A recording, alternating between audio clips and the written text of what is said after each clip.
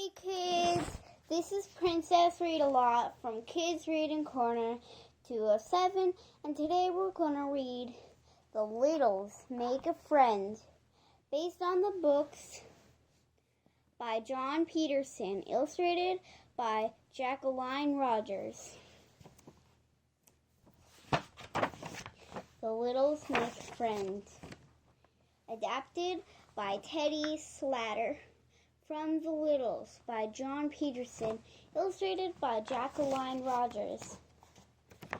Mr. and Miss Little were barely 6 inches small. Their children, Tom and Lucy, were even shorter. So was Grand Little. All the Littles had nice long tails, except for that. They looked just like you and me.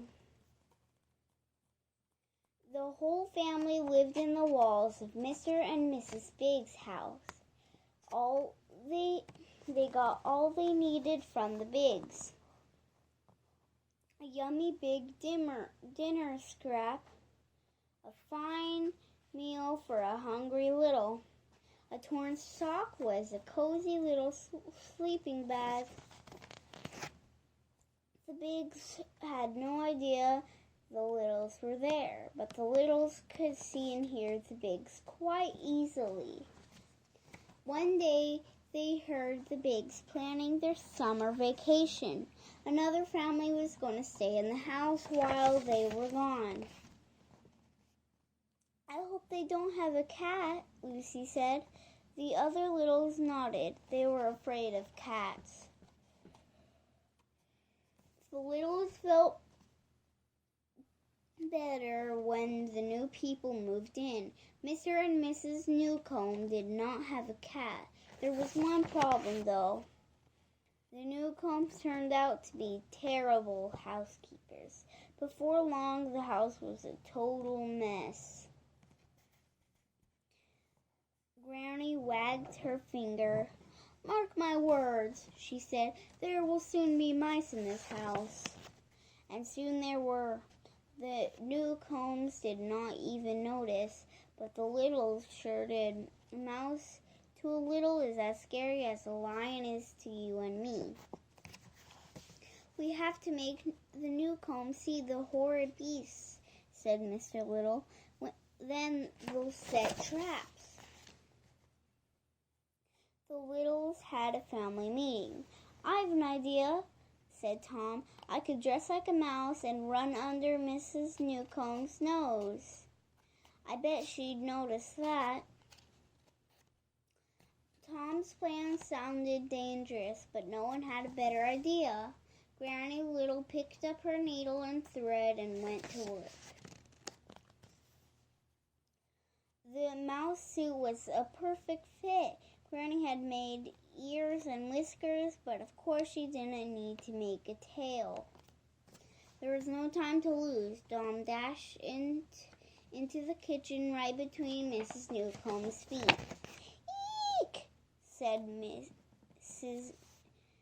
Miss Newcomb screamed. "A mouse!" The Littles jumped up and down. They were sure Tom's plan had worked. But no, the Newcombs did not get a mousetrap. They got a cat instead. A big, hairy, scary cat. "Oh no," Lucy said. "One cat is worse than a million mice.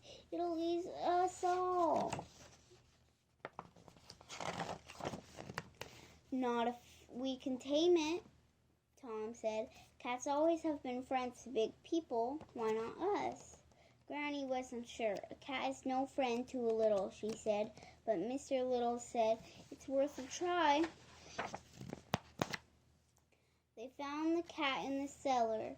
Mr. Little rolled a ball of yarn toward her. He had heard cats like yarn. The cat woke up. She looked at the yarn. She looked at the Littles. "Uh-oh." "Here, kitty, kitty," Tom said bravely.